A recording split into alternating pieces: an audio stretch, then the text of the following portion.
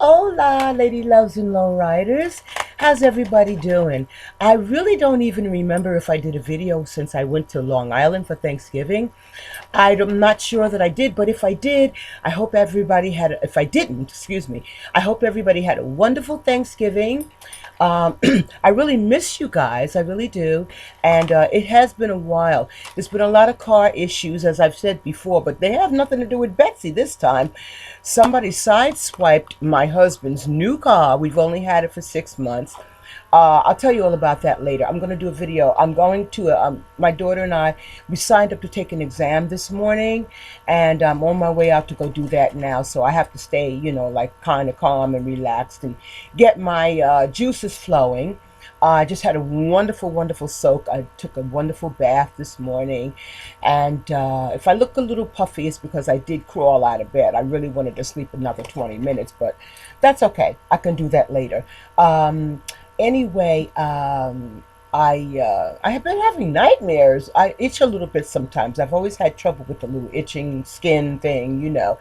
And so I took a little Benadryl, and I'm like wondering what kind of a hallucinogen is that stuff. Every time I take a little, I mean a little bit. Every time I take a little Benadryl, I wind up having a nightmares. Really, well, I don't know. Maybe I should write them down and write a story about them. I am writing a book right now. I'll tell you all about that at another time. Maybe I should do a little fiction. A little spooky hocus. Well, not hocus pocus. I don't go for that. But the macabre is kind of interesting to people nowadays. And I do have some stories that fit the bill. Trust me. I already told you about the ghost that my sister and I saw in our house, in our bedroom when we were teenagers. So maybe I should start writing some of these Benadryl nightmares down. Who knows? People might find them interesting. But anyway, for the most part, for the most part, I miss you guys, and that's why I'm here this morning. Shout out to my boy Greg. I saw him when I went to Long Island. I went to my Tana Park, my beach that I used to ride the bike to almost every day. I just love that beach. My daughter learned how to walk on the sand because, sometimes you have to childproof your house.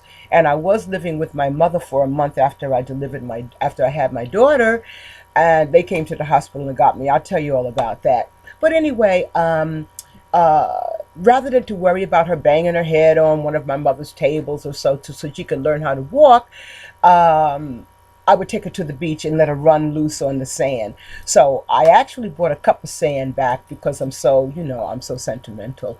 I miss my beach. And as I said, folks, I am going back to Long Island. I'm not kidding you. I don't know when.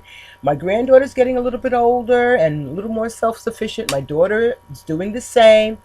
When she remarries, I probably will just finally leave and go back to Long Island. I want the spouse to come with me. He keeps saying no, but he's not letting me go to Long Island by myself. Trust that.